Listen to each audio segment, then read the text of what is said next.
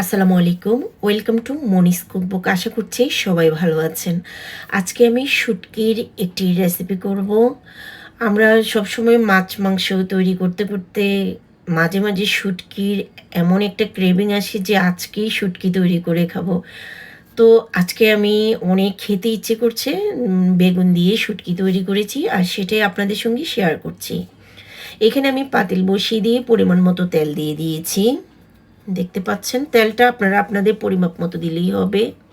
আর এই শুটকি আমি ছুরি শুটকি নিয়েছি আর কিছুটা ২-৩টা ছোট পাতা শুটকি নিয়েছি। ভালোভাবে আমি ওয়াশ করে নিয়েছি কয়েকবার গরম পানিতে। আমরা সবাই জানি শুটকি ভালোভাবে ওয়াশ করে নিতে হয় গরম পানি দিয়ে। প্রথমে শুটকিগুলিকে আমি কিছুটা ভেজে নিচ্ছি। আপনারা চাইলে ডিরেক্টলিও মশলায় দিতে পারেন, আবার এইভাবেও ভেজে নিতে পারেন।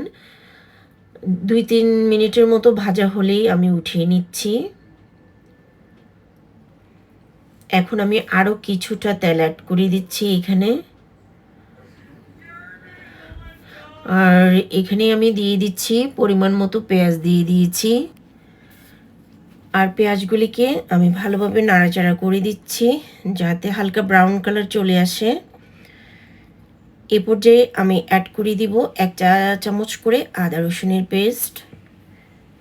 আমরা আদা রসুনের পেস্টটা অবশ্যই শুটকিতে ব্যবহার করলে ভালো হয়। রসুন তো মাস্ট ব্যবহার করতে হবে। আদা রসুন কষিয়ে যাওয়ার পরে আমি একটু পানি অ্যাড করে দিয়েছি। এখন আমি অন্যান্য মশলাগুলি অ্যাড করে দিচ্ছি। ১ টেবিল চামচ মরিচ পাউডার দিয়েছি, ১ চা চামচ ধনিয়া পাউডার দিয়েছি, ১ চা চামচ দিয়ে দিব হলুদ পাউডার, স্বাদ মতো লবণ অ্যাড করে দিব। এখন আমি মশলাকে ভালোভাবে কষিয়ে নিব। দেখতে পাচ্ছেন মশলা একদমই কষানো হয়ে গেছে। এ পর্যায়ে আমি ভাজা শুটকিগুলিকে অ্যাড করে দিয়েছি।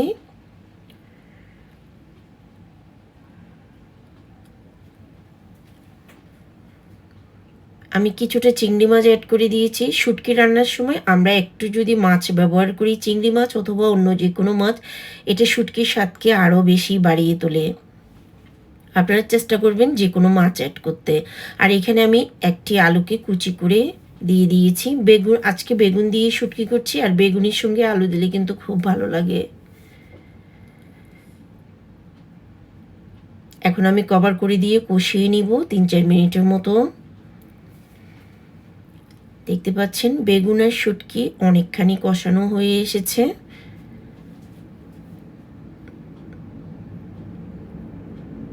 আমি ভালোভাবে নাড়াচাড়া করে আরও ২-৩ মিনিটের মতো কষিয়ে নেব কভার করে দিয়ে। এটা এখনও পুরোপুরি কষানো হয়নি। দেখতে পাচ্ছেন এই পর্যায়ে কিন্তু আলু আর শুটকি অনেকখানি সফট হয়ে এসেছে। এই পর্যায়ে আমি অ্যাড করে দিচ্ছি বেগুন। কেটে ওয়াশ করে রাখা বেগুনগুলিকে আমি এখন অ্যাড করে দিচ্ছি। যে কোনো ধরনের বেগুন দিয়েই আপনারা এই শুটকি রান্না করতে পারেন। ছোট বেগুন, বড় বেগুন।